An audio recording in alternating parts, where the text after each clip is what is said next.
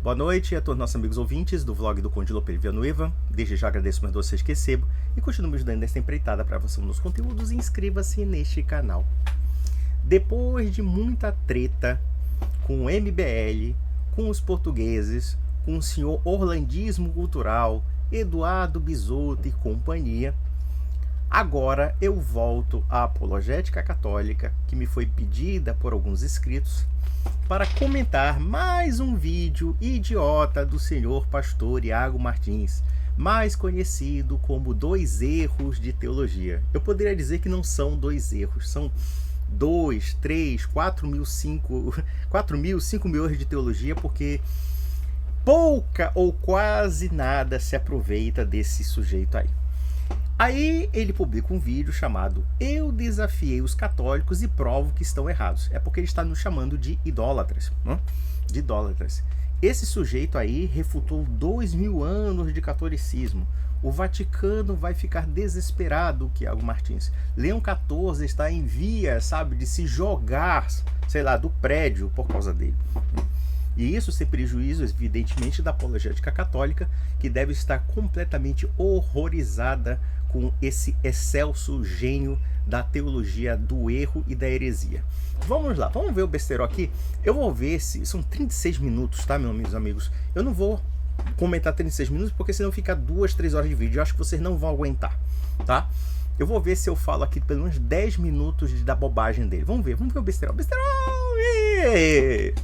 Gente, vem dizer, isso aqui não é adoração. Eu quero que um católico comente aqui, vai ser católico. Faça um vídeo de resposta. Não tem, eu não pauto todos os canais católicos do Brasil. Já que os católicos tudo não pode viver sem me responder. Eu quero que vocês me façam um vídeo de resposta. Recebam esses views aí pra vocês. Qual é a diferença prática e funcional de latria para hipertolia? A sua lógica tem o mesmo sentido de dizer, meu filho, que uma pessoa que presta culto ao rei da Inglaterra está prestando o culto a Deus ao mesmo tempo. É óbvio que na sociedade humana, em geral, e na nossa vida em particular, nós temos variadas formas de culto e reverência. Isso é a coisa mais óbvia do mundo, coisa que o Iago Martins não consegue entender.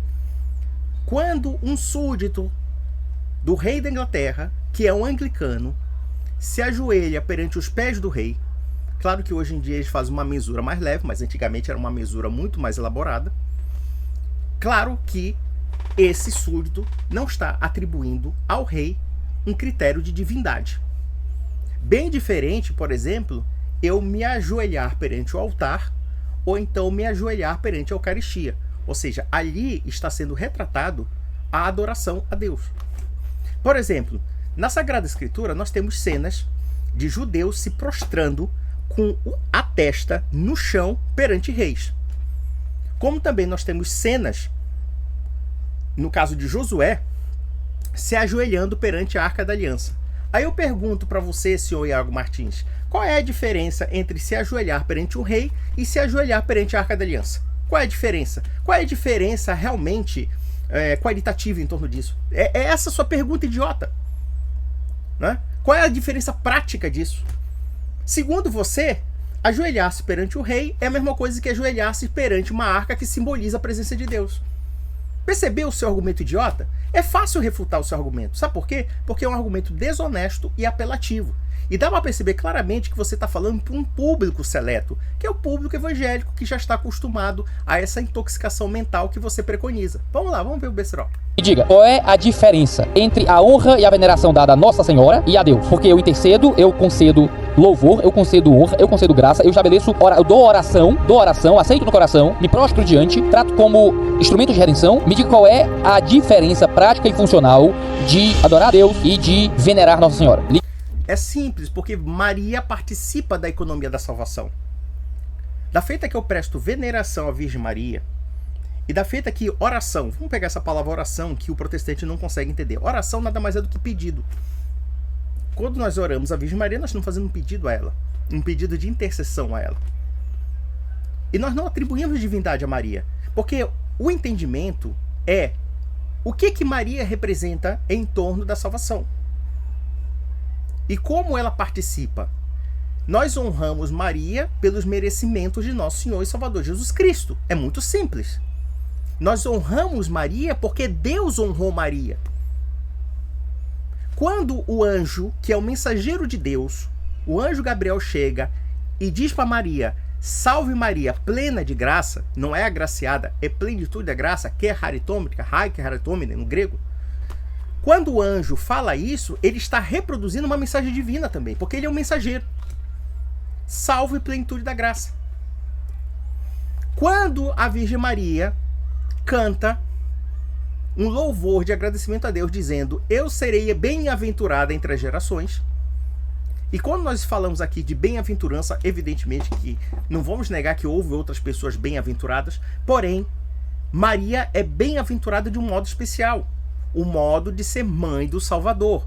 O modo de ela ter sido prevista nas Escrituras como partícipe da economia da salvação. É muito simples. Você faz uma controvérsia falsa, tá? Uma controvérsia falsa, inventando inúmeros fainiquitos, inúmeras controvérsias estapafúrdias, para negar algo óbvio, que é o seguinte: Maria tem sim um diferencial de dignidade, que não é a sua dignidade, é a minha dignidade. Mas como protestante que você é, e como precursor de uma visão igualitária de santidade, em que você nivela os santos ao seu nível de santidade, então você não concebe a ideia de que há pessoas com níveis de santidade maiores que os nossos, e que esses níveis de santidade cada vez maiores os aproximam de Deus. Esses santos que estão na graça, na bem-aventurança de Deus, eles estão na situação beatífica, que nós não estamos. Essa que é a diferença, meu filho.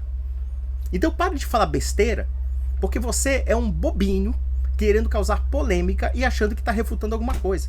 Você acha que 2000 anos de história sobreviveram como? Você acha que a gente não enfrentou teólogos muito melhores do que você, Iago Martins? Vamos lá. Lhe digo, não existe. É a mesma coisa, porque Maria é um ídolo para os católicos romanos. Ah, claro. O sacrossanto teólogo aí dos 2 erros de teologia já decretou, nós somos idólatras. Eu quero saber quais são as atribuições divinas que damos a Maria. Nenhuma. Nada do que Maria é, o é sem Deus. É essa que é a questão. Mas aí o Iago Martins, ele já perdeu todos os argumentos possíveis, então ele já precisa xingar. Não? Precisa xingar. Você é idólatra porque você presta culto à Virgem Maria. Qualquer dia desse eu vou falar assim: você, anglicano, é idólatra porque você presta culto ao rei da Inglaterra. Você, o vagabundo republicano, presta culto ao presidente da República, porque existe uma liturgia de reverência, de solenidade de um presidente da República, de um governador e etc. Então, quer dizer, sabe, argumento tirado da bunda, sabe? Vamos ver se...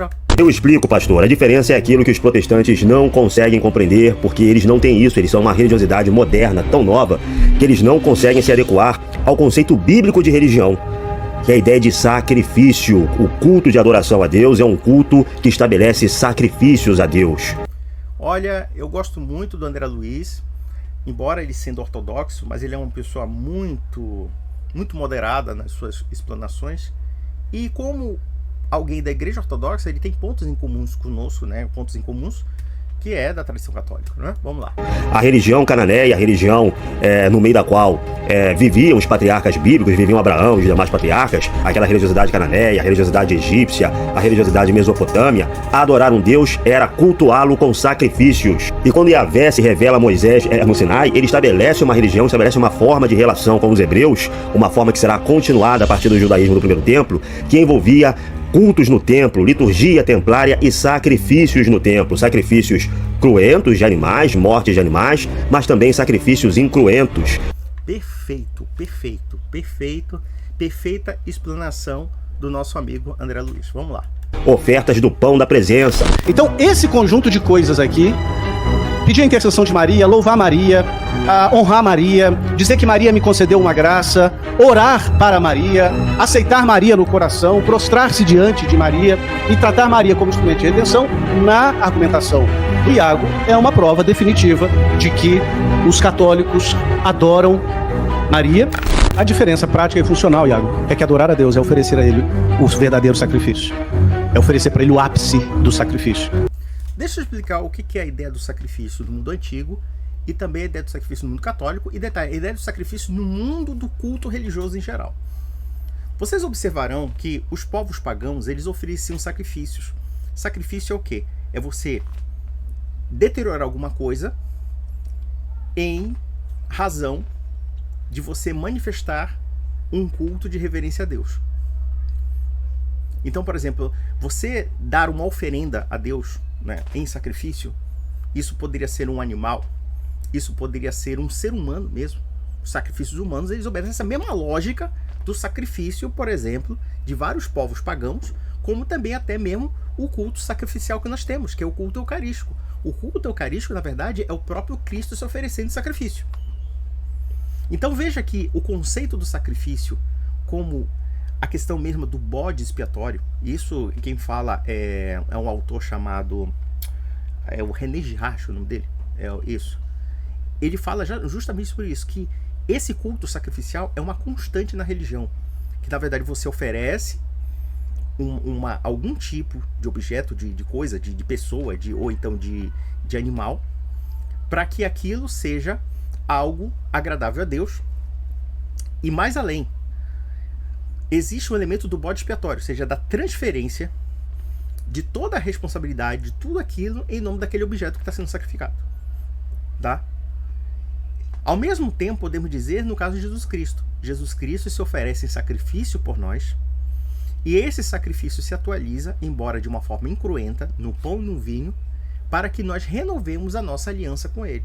Da mesma forma que o culto sacrificial do Antigo Testamento havia uma questão da aliança do povo com Deus, ou seja, se oferecia oferendas que eram destruídas para que houvesse o culto sacrificial e para que houvesse também a questão da expiação e do perdão de Deus, e até mesmo, né, aplacar a ira divina, como alguns povos pagãos. O mesmo nós temos no caso do sacrifício do culto eucarístico. Claro que o culto eucarístico é diferente do sacrifício humano, é diferente do sacrifício de animais, mas nós temos ali Cristo se oferecendo presentemente para angariar nossas culpas e se oferecer a Ele mesmo. Essa que é a grande questão. Vamos ver. É oferecer para Ele o sacrifício de Cristo na cruz, que se torna presente na Eucaristia. Isso é adoração. Todo o resto. E também tem aquelas definições que eu fiz, né, de reconhecer em Deus a base da sua vida. Reconhecer Deus como absoluto, fim último da existência, Criador. Essa é a diferença prática. Todo o resto, elogiar, louvar, reconhecer as virtudes, se prostrar diante, pode ser louvor, como eu mostrei aqui ontem, tá? Bora conversar sobre idolatria, sobre dulia, hiperdulia e outras coisinhas semelhantes. Um tempo atrás, em algum teólogo do Twitter da vida, falando sobre a música que virou meme aqui nesse canal, né? Não existe nada que não passe por ela, tudo que eu tenho, eu consagro a ela. Quando eu chamo Maria, eu chamo também Jesus. Já tocou na sua cabecinha aí já, né? A gente tem conversado muito sobre não existe diferença funcional entre latria, adoração, dulia, hiperdulia. É tudo a mesma coisa dentro da prática católica, e os católicos responderam. Ortodoxos também, o ortodoxo respondeu. E eu confesso que eu nem fui atrás, esqueci esse negócio, fui me preocupar com outras coisas. Mas olha, ô Iago Martins, sinceramente, quando você diz que não existe diferença entre hiperdulia, dulia e latria, na verdade você faz uma generalização vagabunda que mostra realmente que você não sabe nem mesmo o conceito do culto. Isso mostra o seu despreparo teológico. É como eu falei aqui, para esse idiota, se ajoelhar perante um rei é idolatria. Prestar honra a pai e mãe pode ser considerado um ato de idolatria. E naquela época, a questão de prostrar-se era muito comum no mundo antigo. Prostrar-se e oferecer sacrifício. Veja que oferecer sacrifício é uma coisa, prostrar-se é outra. Inclusive, quando havia um culto idolátrico a um rei, se prestava sacrifício ao rei. A questão do sacrifício é um elemento central do entendimento da adoração. E não somente da cultura cristã, mas de qualquer cultura religiosa. O problema do protestantismo é que eles transformam a adoração numa mera externalidade. Eles acham que a adoração é simplesmente dizer, eu adoro Deus. Eles acham que é isso. Eles acham que a adoração é tão somente uma expressão externalizada de culto, né? Uma expressão forense de declaração de fé, e baseada a coisa se resume a isso mesmo. Até porque eles são limpinhos, eles são antissépticos, assim sucessivamente. Ou seja, eles não têm liturgia do culto. Eles têm uma visão puramente sentimental e individualista do culto. E, portanto, eles não conseguem entender por que o culto católico, que nós fazemos essa diferenciação, né? E por que eles não entendem essa diferenciação? Porque a gente fala que o culto perfeito a Deus é o culto sacrificial. E que nós chamamos de latria. Eles não entendem isso. Por quê? Porque o culto protestante é um culto sentimental. É um culto que varia conforme a cabeça das pessoas. É um culto que tem uma natureza de um determinado subjetivismo. E a externalização disso é apenas um palpite. Recentemente, esses temas começaram a voltar aqui nas redes sociais. Eu achei bem bom. Falei, vale a pena voltar a esse ponto, já que agora tem pastor por aí dizendo que, né, Maria tem que receber veneração sim, que católicos não são idólatras, no modo como tratam Maria e tal. Bom, o argumento católico pro ato religioso que é prestado aos santos e a Maria se baseia numa diferenciação entre veneração e adoração. Sabe o que eu acho interessante? Esse pessoal comemora o dia da Reforma Protestante. Eles ficam exaltando Lutero como homem de Deus, etc. Ora, isso é uma forma de culto. Isso é uma forma de veneração a um personagem. Por mais que você não se ajoelhe perante o personagem, por mais que você não manifeste externamente isso, mas na prática é uma forma de culto. É uma forma de culto em que você considera aquela pessoa importante e aquela pessoa não somente é um objeto de veneração, como também ele é até lembrado historicamente, né? Nunca esquecido, justamente porque ele representa alguns pontos relacionados à sua fé. Então esse cara fica fazendo uma mescla, sabe? Querendo chamar de polêmica, assim, querendo fazer polêmica. Eu diria, Iago, faz o seguinte, pega um alho porró e enfia lá no seu orifício, cara, e vai lá pro portal do Zacarias lá do Amazonas, lá que ele tem página só de violência. Aí você vai ter uma cena forte, assim, né? Cenas fortes. Um pastor tem um alho porró no meio da bunda. Fica melhor, cara, você chamar atenção com esse tipo de coisa. Porque é bobinha a sua argumentação é muito rasa. Você não sabe realmente o que é culto. Você não sabe o que é forma de culto. E você não sabe o que é sacrifício. Vamos lá. Os católicos, aqueles servos de Deus, os santos que estão mortos e então estão vivos em Cristo nos céus, eles podem receber um tipo de veneração, enquanto a adoração é válida somente a Deus. Perfeito. O que acontece é o seguinte. Quando nós temos pessoas que foram servos de Deus, pessoas que tiveram sinais de santidade, sinais da graça, nós guardamos a memória dessas pessoas. Nós não esquecemos essas pessoas. Mas o protestante não tem o sentido da santidade. Eles não conseguem compreender isso. É muito confusa. É muito subjetiva. É muito subjetiva. Então, por exemplo, eles anulam praticamente todos aqueles elementos históricos da santidade. Como se a santidade não se revelasse nos sinais da graça divina. E como o fato de nós prestarmos honra a esses santos não fosse também prestar honra a Deus que deu graça para que eles fossem santos. Servindo exemplos de fé, exemplos de vida cristã e assim sucessivamente. Eles nomeiam a veneração de dulia. Existe a hiperdulia, que é uma super dulia, uma dulia, uma veneração top, que é dada para Maria. Tem a protodulia também, que é dado a São José, marido aí de Maria. E existe a adoração, que é dada somente a Deus, é a latria. Nenhum católico diz que adora os santos. Nós não damos latria aos santos, senão seríamos idólatras. Sim, a gente não atribui divindade aos santos. Os santos não criaram o mundo. Os santos não foram responsáveis pela salvação da humanidade e assim sucessivamente. Quem foi responsável pela salvação da humanidade? É Jesus Cristo e unicamente Jesus Cristo. Tanto é verdade que a Igreja Católica, quando afirma da questão da corredentora, que houve uma polêmica sobre isso, veja que a Igreja não condena em si a terminologia, mas sim que essa palavra corredentora tem problemas de ordem terminológica que poderia dar a ideia de que Maria estaria equiparada a Jesus Cristo. E a Igreja está correta. Maria não está equiparada a Jesus. Maria é o que é pelos merecimentos e pelo desejo e pela providência divina.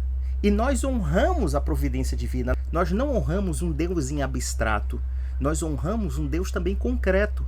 Deus concretiza as suas ações no mundo. E Deus também concretiza em pessoas. Em pessoas. Deus não poderia se tornar encarnado sob qualquer pessoa. Tinha que ser sob a Virgem. Era providencial que a Virgem Maria fosse mãe de Deus. Então nós sabemos que quando honramos Maria, nós estamos honrando nada menos do que a providência divina que agiu nela.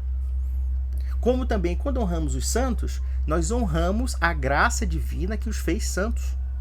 E nós honramos também os modelos de pessoas que se tornaram justamente porque eles participaram de alguma forma da graça divina. No entanto, o protestante, como ele é um individualista nato e um subjetivista nato, ele não guarda história, ele não guarda culto, ele não guarda nada. É um puro sentimentalismo.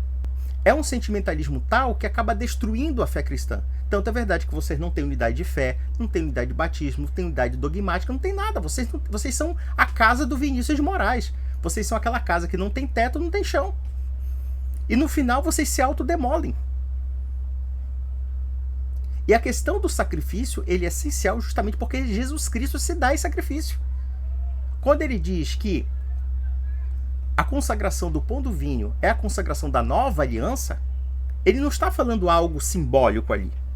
Ele está falando de algo presencial dele.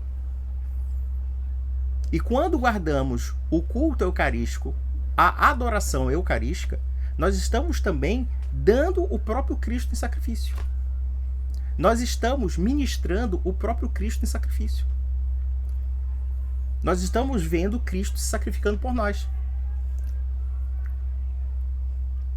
Então é muito simples. É muito simples. Qual é o problema? Vamos lá, vamos lá. Nós damos dulia, que é uma outra coisa. Então, onde é que mora a diferença para os católicos da latria para a dulia? O catolicismo afirma que no Antigo Testamento a latria acontecia nos sacrifícios a Deus e a idolatria nos sacrifícios aos ídolos. E por isso a adoração aos ídolos é chamada de idolatria, algo que acontecia por meio de alguma entrega sacrificial.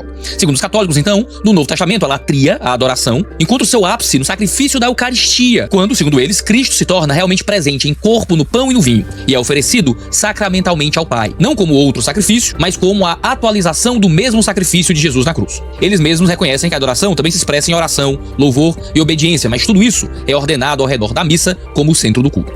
Ou seja, nós temos sim formas de manifestar essa adoração, só que ela se concretiza naquilo que Deus quer. Vejam, por exemplo, uma cena que nós encontramos no capítulo de Gênesis entre Caim e Abel. Caim ofereceu um sacrifício que não agradou a Deus. Abel ofereceu um outro sacrifício que agradou a Deus, que foi o sacrifício de um cordeiro. E Caim, por inveja disso, matou Abel. Então vejam que existe um tipo de sacrifício que não agrada a Deus e existe um outro tipo de sacrifício que agrada a Deus. E a partir disso, os judeus começaram a praticar um determinado tipo de sacrifício para adorar a Deus. Então, quando você diz e tenta invalidar a Eucaristia, você parte da pressuposição de que nós podemos modelar a forma de sacrifício que devemos dar a Deus e não obedecer aquilo que Deus quer. Então, da feita que Nosso Senhor disse que a Eucaristia seria o culto sacrificial da sua presença, renovando a nova aliança e ao mesmo tempo se oferecendo eternamente para a purificação dos nossos pecados, ou seja, ele mesmo angaria e carrega os nossos pecados e se oferece a Deus por eles, no sentido de ser um cordeiro inocente. Então, na prática, nós estamos cumprindo aquilo que Deus quer. Eu não entendo. Você acha mesmo que você pode decidir ou determinar ou predeterminar como Caim aquilo que você pode estabelecer como culto? Ou aquilo que você pode estabelecer como adoração? É esse que é o problema do protestantismo também, dentre outros. Vamos lá.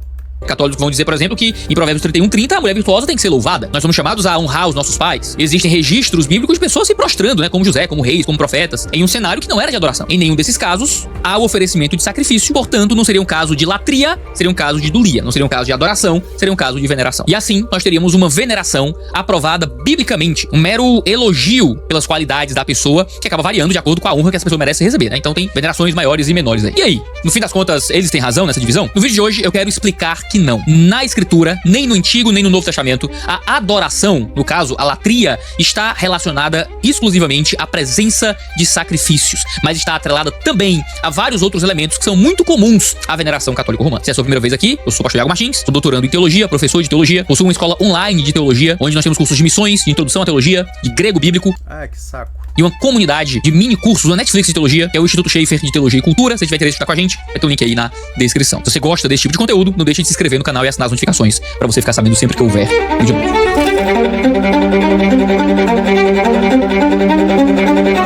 Vamos lá, vamos começar então discutindo um pouco sobre como a Escritura trata a adoração em um sentido interior. A adoração não se expressa prioritariamente como algo externo, se expressa prioritariamente como algo interno. Meu amigo, deixa eu falar uma coisa. Se isso fosse verídico o que você está falando, os judeus não teriam sacrifício. Se isso fosse verídico o que você está falando, os cristãos não teriam seu sacrifício. Não basta somente a subjetividade de quem adora. Se Deus estabelece os termos desse sacrifício, e esse sacrifício se entrelaça com a interioridade da pessoa, então não é apenas uma questão subjetiva. Você está querendo simplesmente colocar um enxerto protestante do século XVI que estabelece esse critério subjetivo de adoração em povos que não compreendiam dessa maneira o sacrifício. Por exemplo, o judeu, ele poderia recusar o sacrifício que era estabelecido no templo? Não. Não era assim. Não. Eu não preciso do sacrifício do templo. Eu não preciso de nada. É só adorar a Deus em casa, pronto, já resolveu o problema. Não é assim, cara. Essa história de adorar a Deus de uma forma subjetiva, isso é uma invenção da Reforma e que acabou se estabelecendo justamente na sociedade moderna por conta do secularismo. Porque o culto sacrificial é um culto que unia todos os povos. Era um culto que unia todo um povo. Era um sinal distintivo da adoração. Era um sinal distintivo, inclusive, do meu Deus contra o Deus dos outros. O pagão tinha sinais sacrificiais. Ele não concebia a ideia de um culto sacrificial que é baseado apenas no mero louvorzinho de seita evangélica gritando eu amo Jesus, eu amo Jesus. Não era assim, cara. O que você está falando não tem valor histórico algum. O próprio André Luiz, que é um cristão ortodoxo, já te deu essa aula. Só que você insiste porque o teu problema, Iago Martins, não é a verdade. O teu problema é birrinha contra a Igreja Católica. Então você quer provar que não existe distinções de culto. Aliás, é interessante que, por exemplo, essas distinções de culto que nós observamos na Igreja Católica pode ser aplicada em vários aspectos da vida social. Isso é tão óbvio. E você briga com o óbvio. Aí você quer atribuir aos católicos o sinal de idolatria porque está sendo muito forçado. Veja que toda a refutação que já se fez a respeito disso, você com certeza não chegou nem perto de responder. Por exemplo, o padre José Eduardo, acho que o diácono João Mariano já respondeu, o André Luiz, que nem católico romano é, já respondeu. E veja que ele, sendo um cristão ortodoxo, ele faz parte da mesma linha da Igreja da Sucessão Apostólica que nós professamos. Então, quer dizer, se as igrejas da Sucessão Apostólica afirmam a mesma coisa, que existe um culto sacrificial, e que esse culto sacrificial é uma resposta nossa de adoração ao chamado divino, porque Deus estabeleceu a forma de culto, então não tem o que discutir. A única coisa que discute é você, já que você vive uma tradição que é a casa do Vinícius de Moraes. Uma tradição que não tem substância. Uma tradição que vive e sobrevive da desconstrução do cristianismo. Vamos lá. Logo, a adoração não aparece principalmente por meio do sacrifício, por meio até da prostração ou essas coisas mais externas. A adoração é, antes de tudo, um tipo de subserviência interior. É uma forma de olhar para elementos da existência e valorizá-los de forma errada. Não, mas aí que tá. Só que a questão da subserviência interior, ela está atrelada a fatores também que envolvem todo um aspecto orgânico da religião. É isso que você não entende. O judeu do mundo antigo não via a religião como um elemento subjetivo. O judeu do mundo antigo via a religião dentro de um todo orgânico. Essa manifestação religiosa se revelava nos hábitos judaicos, nas regras relacionadas à Torá e também no culto sacrificial. O culto sacrificial era indissociável dessa subserviência interior. Como, aliás, o culto cristão eucarístico também é indissociável dessa subserviência interior. Nós herdamos, basicamente, esses elementos que são internos e externos. É muito simples. Agora você reduz a dimensão da fé e a dimensão do culto a um sentimentalismo. Só isso que você faz. Vamos lá. Textos no Antigo e no Novo Testamento que falam isso. Eu quero que você me acompanhe no texto de Ezequiel, que é o texto do Antigo Testamento que vai estabelecer isso. E depois a gente vai olhar para dois textos do Novo Testamento para estabelecer a mesma coisa. Ele vai fazer o seguinte: ele vai pegar um versículo da Bíblia que se adequa à premissa dele, e a partir dessa premissa, ele vai extrair uma conclusão particular que não tem base em coisa alguma. Vamos lá. Primeiro ponto que eu quero estabelecer com vocês é: a adoração não depende de sacrifícios, porque a adoração é, antes de tudo, uma disposição do coração. É a disposição do coração segundo uma visão subjetivista e inorgânica de religião, que é o protestantismo. dentro dessa visão inorgânica, eu não preciso de igreja, eu não preciso de religião, eu não preciso de nada. Se bestar, talvez eu não precise nem da Bíblia. Afinal, é puro subjetivismo, é puro sentimentalismo, então pronto, acabou. Acabou. Qualquer dia desse eu vou dizer assim, não, eu não preciso nem ler mais a Bíblia. Até porque é uma questão sentimental minha, é uma questão de que eu adoro Deus interiormente. E essa interioridade não se externaliza em nada. Não se externaliza no culto, não se externaliza na cultura, não se externaliza na sociedade, não se externaliza em nada.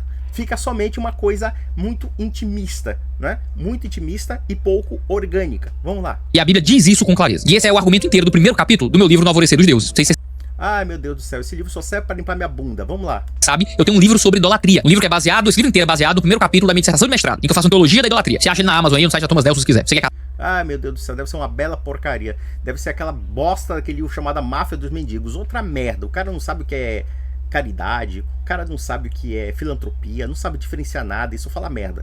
Católico, ele convida aí a, se você quiser ler, pode ler esse primeiro capítulo. Mas... Não, eu vou pegar esse teu livro de idolatria e vou deixar numa rodoviária para limpar a bunda, tá bom? Ou então, vou pegar todo esse livraréu que você tem inútil e vou tapar os diques da Holanda. É isso que eu vou fazer. Mas lê o penúltimo também, sobre o bezerro de ouro, acho que é importante. Nesse capítulo eu estabeleço uma teologia bíblica de como a idolatria se estabelece, antes de tudo, como uma disposição do coração, não como um ato externo. E os textos bíblicos são muito claros ao estabelecer isso.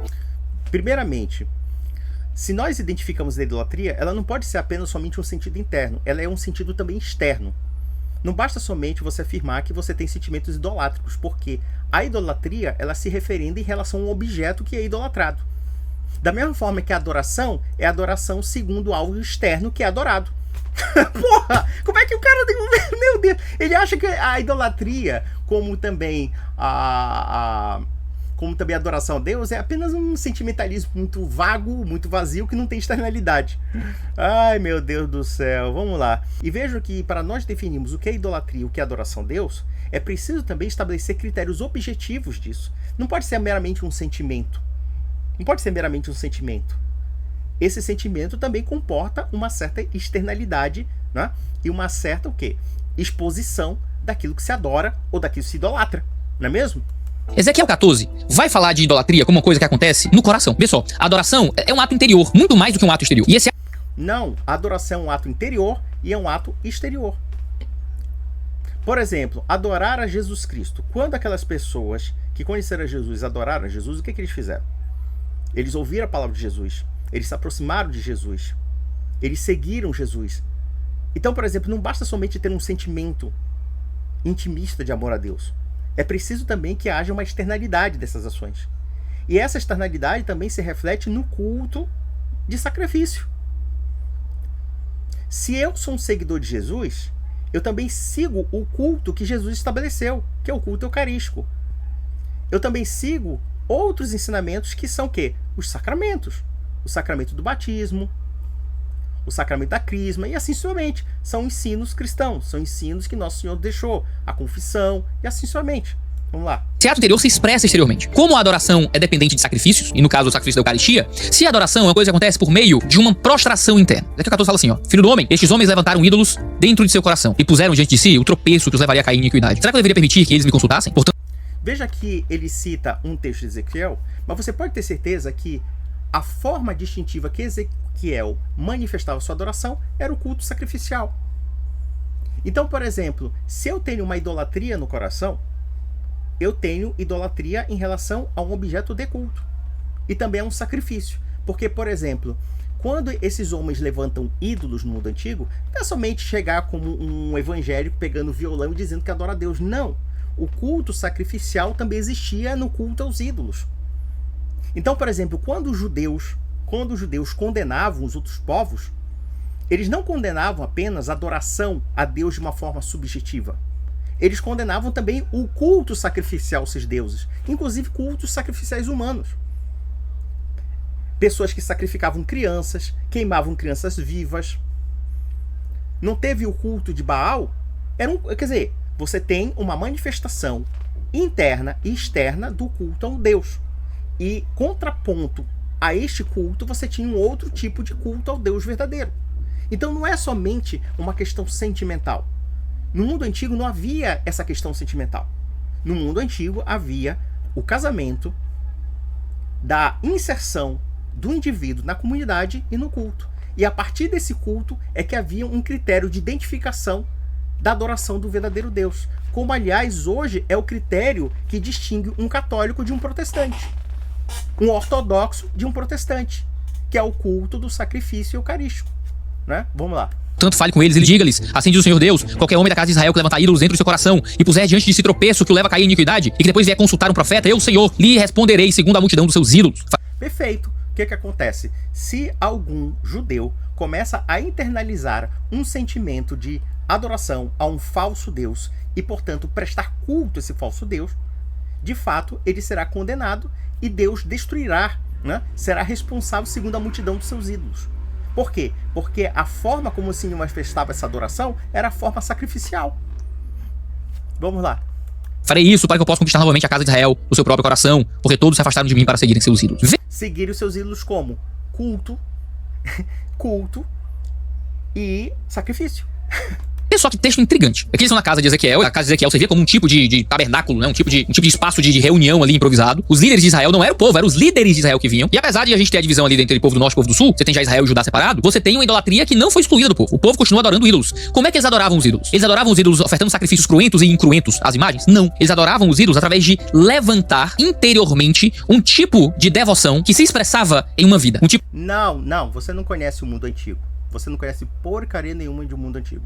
O mundo antigo era um mundo sacrificial por excelência, tá? Você tá com papinha de protestante do século XVI achando que o mundo antigo era assim. Qualquer povo tinha culto sacrificial. O culto sacrificial é a essência do culto divino em qualquer época da história humana. Por exemplo, vamos pegar o caso dos astecas. Os astecas, eles tinham um culto sacrificial. Sabe o que é? Era pegar 20 mil pessoas e arrancar o coração delas. Isso era o culto sacrificial para o quê? Para aplacar a ira dos deuses e mostrar que alguém era capaz, né, de assumir, digamos, uma perda em favor dele. O bode expiatório. O que é o bode expiatório? É um culto sacrificial em que o povo judeu joga toda a carrega sobre suas culpas sobre o quê? Sobre o cordeiro. E Jesus Cristo o que é? É o quê? O cordeiro. É o cordeiro que expia as nossas culpas para o quê? Para agradar a Deus. É muito simples. A ideia do culto do bode expiatório, a ideia do sacrifício é uma ideia comum em todas as culturas. É uma ideia comum em boa parte da cultura humana.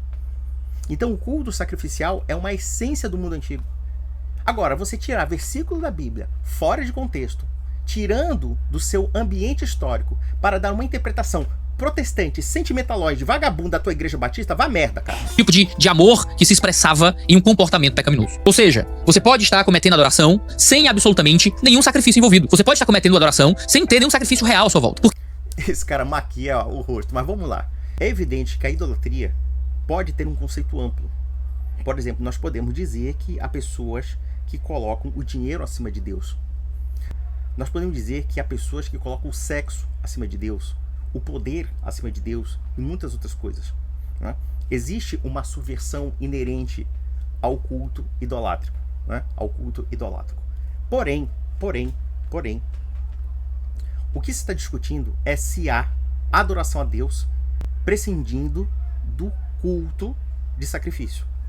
E a resposta é um sonoro não. Não no cristianismo. Isso pode ser no protestantismo, que parte de uma perspectiva subjetiva da religião, em que o próprio protestante estabelece os meios de culto. E aí, portanto, nós podemos dizer que vocês estão na linha de Caim. Por quê? Porque vocês estabelecem o propósito do culto conforme aquilo que vocês acham que é o culto, e não conforme aquilo que Deus estabeleceu.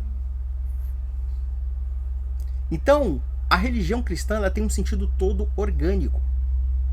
Ela tem um sentido conjuntural. É óbvio que nós podemos ser idolátricos sem um culto específico a um Deus. Mas, se a gente observar bem, existem procedimentos relacionados ao dinheiro, relacionados ao sexo, relacionados ao consumo, que pode ser uma forma de rito. Pode ser até mesmo uma forma de culto. Ainda que não sendo um culto orgânico de um ser divino. Então o que você está falando, meu amigo, é pura besteira, besteira sobre besteira. Você não chegou nem a atacar a essência do problema. Nem a essência do problema. Você não chegou nem perto, Iago Martins. Você chegou nada. Vamos ver se é besteira. Porque a adoração é uma prostração interior do coração. É aquilo que você levanta mais alto, acima de todas as outras coisas. Não, filho, a adoração não é somente isso. Isso é um aspecto da adoração. O outro aspecto da adoração é o culto sacrificial, é o culto externalizado naquilo que Deus deseja que você faça. Então, por exemplo, se isso fosse verídico na Sagrada Escritura do Antigo Testamento, então você está transformando o culto do templo, tá, como algo supérfluo. E para o judeu do Antigo Testamento, aquilo não era supérfluo, aquilo era essencial como um sentido de coesão social do amor a Deus, do culto a Deus. Os pagãos tinham a mesma coisa. Eles faziam oferendas, né? Eles faziam sacrifício, né? Ofício sacro, ou seja, algo que seja de agrado a Deus, em que você deteriora alguma coisa ou que você oferenda alguma coisa no sentido como se Deus estivesse consumindo aquilo. Claro que aqui é uma retórica bastante... como é que eu posso dizer assim? Claro que aqui é uma retórica bastante figurada. Porque Deus não precisa necessariamente dos nossos sacrifícios. Mas nós nos sacrificamos e Ele exige sacrifício porque justamente nós temos que estar em conformidade com a sua vontade. Essa que é a grande questão. Vamos lá. Que está na frente de todo o resto. A linguagem que é usada é que eles levantaram dentro de si, eles ergueram dentro de si um poste ídolo. Logo, a adoração é aquilo que a gente ergue dentro da gente mais alto do que deveria estar. E isso se converte em quê? Em um comportamento. Isso já no Antigo Testamento. Sim, só que a idolatria, ela não se reverte apenas num sentimento, ela se reveste numa manifestação. Então, por exemplo, quando alguém tem um culto idolátrico ao dinheiro, isso não se reveste apenas num sentimento de apreço ao dinheiro, mas sim também num sentimento e numa ação em que coloca o dinheiro acima de Deus. Ou o sexo acima de Deus. Ou, sei lá, o time do Palmeiras acima de Deus, e assim sucessivamente. Então ela não se reverte num sentimentalismo, porque no mundo do sentimentalismo fica tudo subjetivo, fica tudo etéreo. Essa situação etérea do sentimento, ela tem que se reverter também em ações. A adoração aqui estava relacionada aos pensamentos, às vontades, aos afetos, aos desejos. Isso é muito poderoso. Sim, é evidente que existe uma motivação do pensamento e do sentimento com relação à idolatria. Mas essa motivação do sentimento e da idolatria, no mundo antigo, ela não se limitava ao sentimento e a um avatar psicológico. Ela tinha, sim, aspectos externos de afirmar o culto a um Deus ou a um ídolo e a negação do verdadeiro Deus. Então não basta somente eu dizer, olha, eu sou adepto do Deus Baal. Só que para eu pertencer ao culto do Deus Baal, evidentemente que eu teria uma motivação idolatra.